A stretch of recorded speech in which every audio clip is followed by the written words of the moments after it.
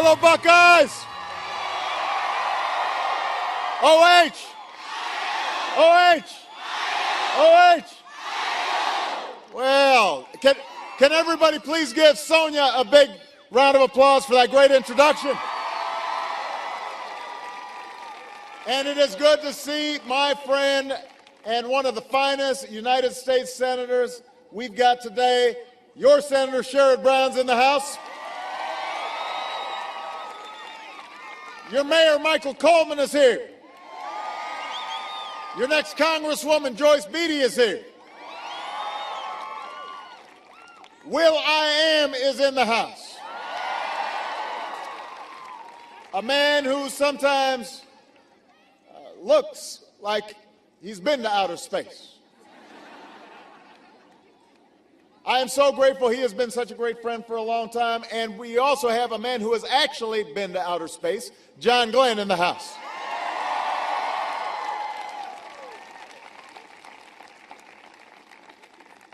Now, before I begin, Buckeyes, I've got a question for you. Are you registered to vote? Because if you're not, today is the last day you can register. Now, I know it's easy to procrastinate in college. I procrastinated a lot. But we've made it easy. You go to vote.barackobama.com to register yourself, and you've got until 9 p.m. tonight. No extensions, no excuses. I know you guys are up at 9 p.m. As you get older, you start thinking about sleeping around 9 p.m., but you guys are just getting started. If you are registered, you can vote right now, today. Just go to vote.barackobama.com to find out where. All right? All right? All right. Now, even better, grab your friends, grab everybody in your dorm, grab your fraternity or sorority, join will.i.am right after this event, because he's heading to an early vote location where you can register and vote in the same place right now. There are buses around the corner that can get you there and back. So don't wait. Do not delay. Go vote today. What do you think? All right, Buckeyes, we need you. We need you fired up. I love you back, but I need you voting. I need you fired up. I need you ready to go to vote, because we've got some work to do. We've got an election to win. Everything that we fought for in 2008 is on the line in 2012. And I need your help to finish what we started. You know, 4 years ago, I told you I'd end the war in Iraq, and we did. I said I'd end the war in Afghanistan, and we are.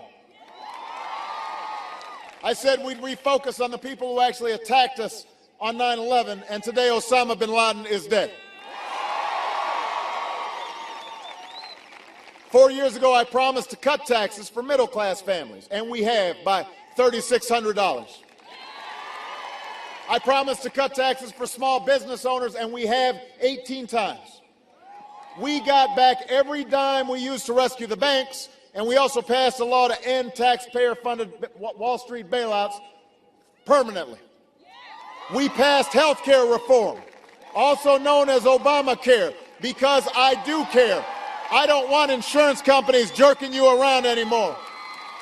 I don't want somebody without health care when they've got a pre-existing condition. We repealed Don't Ask, Don't Tell, as I promised we would. Today, no outstanding soldier or Marine or Coast Guardman, sailor, airman, none of them can be kicked out of the military because of who they are or who they love.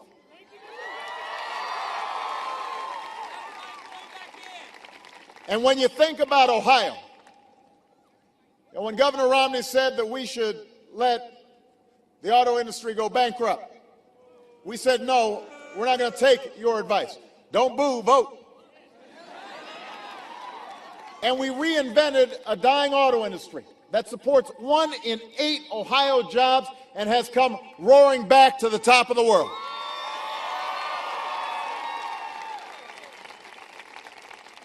4 years after the worst economic crisis of our lifetimes, our businesses have created more than 5 million new jobs. This past Friday, we found out that the unemployment rate had fallen from a high of 10% down to 7.8%, the lowest level since I took office. Manufacturing is coming back to America. Home values are back on the rise. Now, we're not there yet. We've still got too many Americans who are looking for work and too many families who can't pay the bills. There are too many homes that are still underwater, and there are too many young people who are burdened by too much debt after they graduate. But if there's one thing I know, Ohio, it's this: we have come too far to turn back now. The American people have worked too hard. And the last thing we can afford to do right now is to go back to the very same policies that got us into this mess in the first place. I cannot allow that to happen. I will not allow it to happen. That's why I'm running for a second term as President of the United States.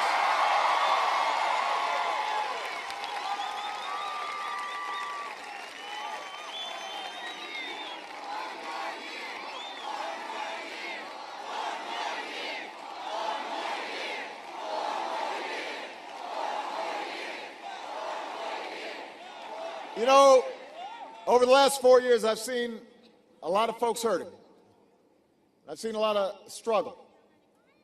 And I am not going to I'm not going to have us go back to another round of top-down economics. But that's what my opponent is offering. The centerpiece of Governor Romney's economic plan is a new $5 trillion tax cut that favors the wealthiest Americans. He has been pitching that plan for an entire year. Stood up on stage in one of his primary debates, proudly promised that his tax cuts would include the top 1%. But most of the economists who've actually crunched the numbers said that paying for Governor Romney's tax plan either means blowing up the deficit or raising taxes on middle-class families. One or the other. Pick your poison. Then last week, Mitt Romney actually said there's no economist who can say Mitt Romney's tax plan adds $5 trillion if I say it will not add to the deficit with my tax plan. So he said if he says it's not true, then it's not true. Okay. So if it's true that it's not going to add the deficit, that leaves only one option, and that's asking middle-class families to foot the bill by getting rid of the deductions they rely on for owning a home or raising their kids or sending them to college. And as it turns out, you know, most folks don't like that idea either. So just last week, when we were on stage together, Governor Romney decided that instead of changing his plan, he just pretended it didn't exist. What $5 trillion tax cut? I don't know anything about a $5 trillion tax cut. Pay no attention to that tax cut under the carpet, behind the curtain. When he's asked how he'll cut the deficit, he says he can make the math work by eliminating local public funding for PBS. Now, by the way, this is not new. This is what he's been saying every time he's asked the question. Well, we can cut out PBS. So for all you moms and kids out there, don't worry. Somebody's finally getting tough on Big Bird. You know, who knew that he was driving our deficit? So we're going he's decided we're going after Big Bird, and Elmo's making a run for the border, and Oscar's hiding out in a trash can, and Governor Romney wants to let Wall Street run wild again, but he's going to bring down the hammer on Sesame Street. Look, that is not leadership. That's salesmanship. We can't afford it.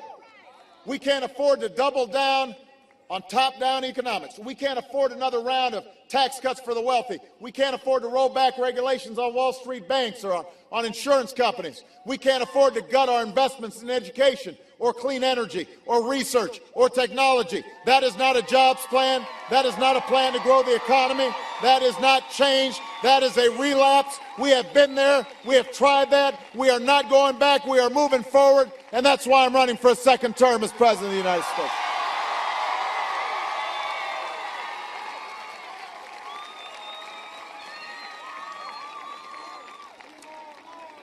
Look, we've got a different view about how you create jobs and prosperity in America.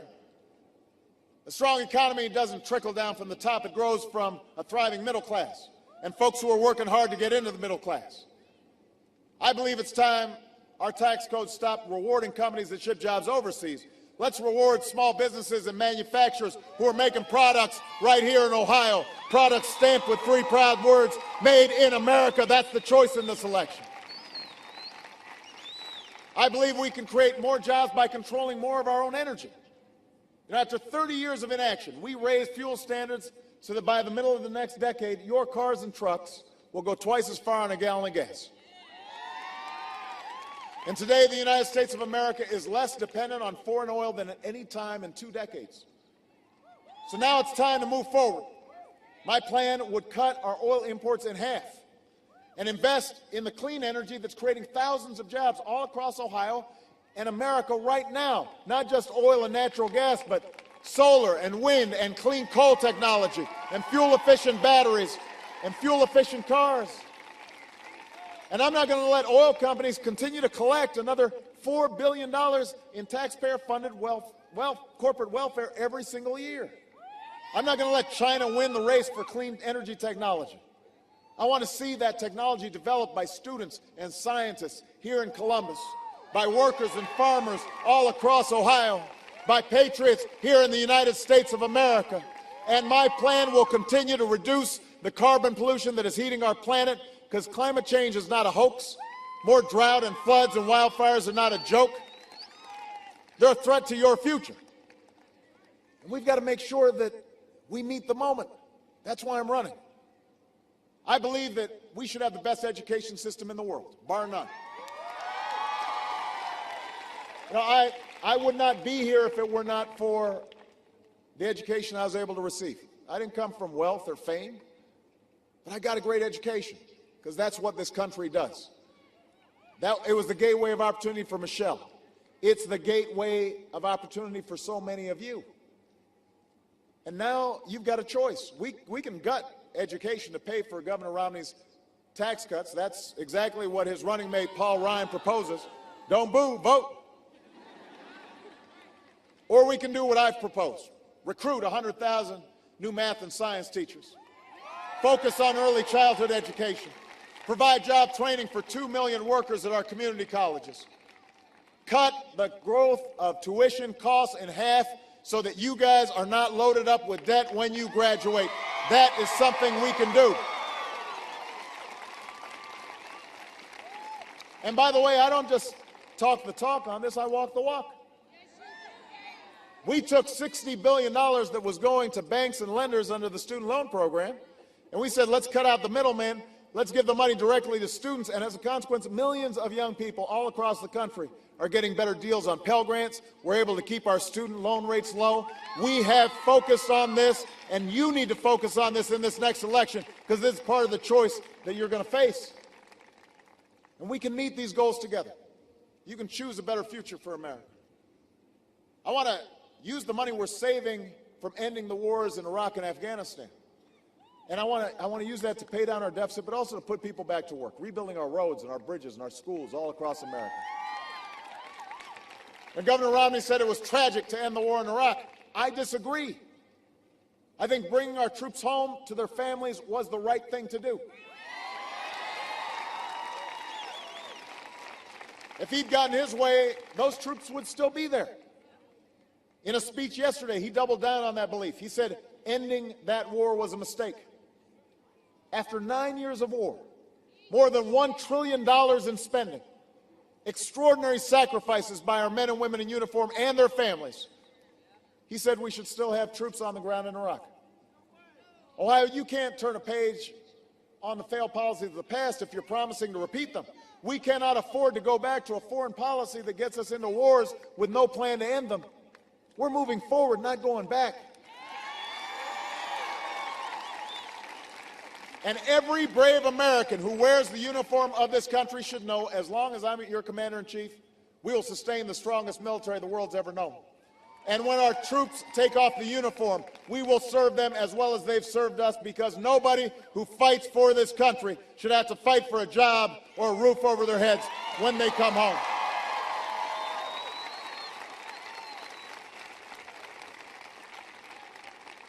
finally, I'll cut the deficit by $4 trillion over the next 10 years. I've already worked with Republicans and Democrats to cut $1 trillion in spending, and I'm ready to do more. But we can't just cut our way to prosperity. We're not going to get this done unless we also ask the wealthiest households to pay higher taxes on their incomes over $250,000. And that rate is the one that was in place when Bill Clinton was president. Our economy created 23 million new jobs, the biggest surplus in history, a whole lot of millionaires to boot. You know, Governor Romney said it's fair that he pays a lower tax rate than a teacher or an auto worker who makes $50,000. He is wrong. I refuse to ask middle-class families to give up their deductions for owning a home or raising their kids just to pay for another millionaire's tax cut. I refuse to pay for that tax cut by asking you, students, to pay more for college, or kicking kids out of Head Start programs, or eliminating health care for millions of Americans who are poor or disabled or elderly. And that's the choice that we face in this election. That's what the election comes down to. Now, over and over, we've been told by Governor Romney and Congressman Ryan and their allies in Congress that since government can't do everything, it should do almost nothing. If you can't afford health insurance, hope you don't get sick. If a company releases pollution into the air that your kids breathe, that's just the price of progress. If you can't afford to start a business or go to college, just borrow money from your parents. You know what? That's not who we are. That's not what this country is about. Here in America, we believe that we're all in this together. We understand that America is not about what can be done for us. It's about what can be done by us together as one nation and as one people.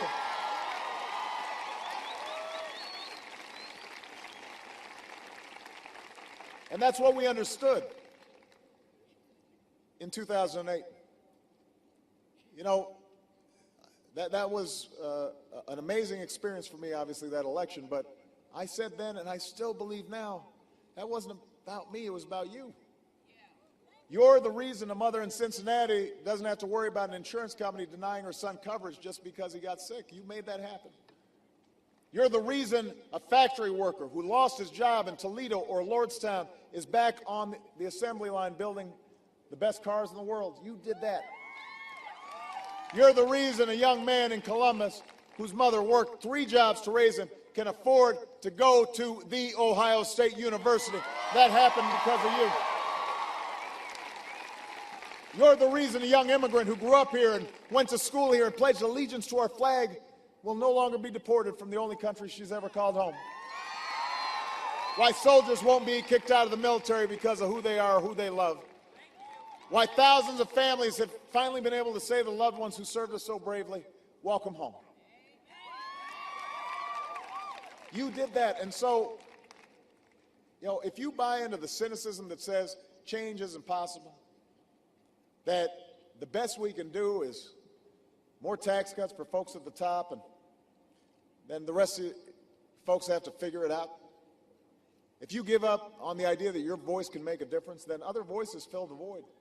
The lobbyists and the special interests, the people who write $10 million checks to try to buy this election, or those who are trying to make it harder for you to vote. The Washington politicians who want to tell women what they're doing when it comes to health care choices, when women are perfectly capable of making those choices themselves. You know, that's what's at stake. And only you can make sure that we move forward. Only you have that power to move us forward. We've always said that change, real change, takes time. More than 1 year, more than 1 term, even more than 1 president. It takes more than 1 party. It can't happen if you're somebody who writes off half the nation before you even took office. And in 2000, you know, it's interesting, in 2008, 47% of the country didn't vote for me. But on the night of the election, I said to those Americans, I may not have won your vote, but I hear your voices. I need your help. I'll be your president too. And Columbus, I don't know how many folks will be around voting for me this time, but I can tell you I will be there no matter what. I'll be fighting for you no matter what. Because I'm not fighting to create Democratic or Republican jobs. I'm fighting to create American jobs. I'm not fighting to improve schools in red states or blue states. I'm fighting to improve schools in the United States.